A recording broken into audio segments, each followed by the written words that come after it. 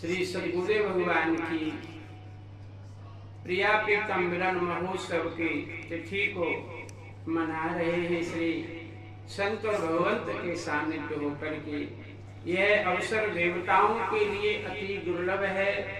वह प्रभु ने हमारे लिए सुलभ किया है, इसका हम लाभ ले रहे हैं। श्री थामेश्वर महाप्रभु के चरण सानिध्य में श्री राधा चरण दास जी महाराज ने सदगुरुदेव भगवान का पुण्यतिथि महोत्सव मना रहे हैं। श्री सदगुरुदेव भगवान पनघट बिहारी श्री बक्सर वाले महाराज जी को पनघट बिहारी कहते थे। सरकार अपने राम का तो महाराज जी से बहुत सानिध्य, बहुत दुलार प्यार पाया कि जो पुराने लोग हैं उन्होंने देखा है। और महाराज जी के नाम के आगे लगा हुआ था पंडित श्री नवल किशोर दास। और महाराज जी पंडित तो थे ही, ज्ञान तो था ही इतना।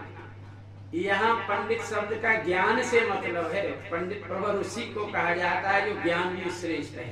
गांव में अभी भी उनको पंडित जी ही संबोधन करते हैं। जी जी जी। तो महाराज जी श्रीमद् भागवत के तो कीड़ा थे।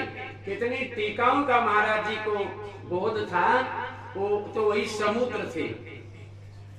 इतनी कोई श्लोक का ऐसा भाव बता देते कि अच्छे विद्वान नहीं बता पाएंगे, जो भागवत पढ़ाते वो नहीं बता पाएंगे। हमने उस काल में सुना।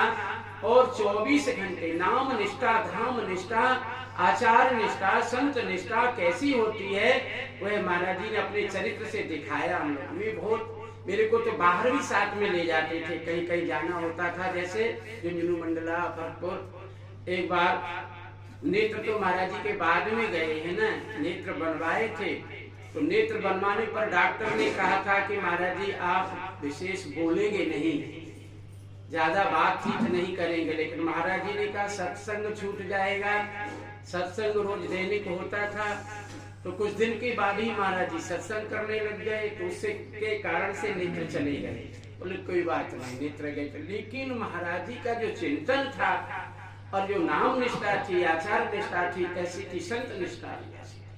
पहले तो महाराज जी केवल एक गीता का छोटा सा गुटका और कोपीन वैरवास कठारी यही लेकर के पूरे भाग गंगा जी का धर लिया। तो गंगा जी का कहाँ तक गए, बहुत दूर तक गए। ऐसे कहाँ चले, विचरण करते रहते थे पूरे भारत में, जहां तक विचरण करते रहते थे। वैराग्य उत्कृष्ट होगा तभी भजन साधन बनेगा। इसलिए गोस्वामी जी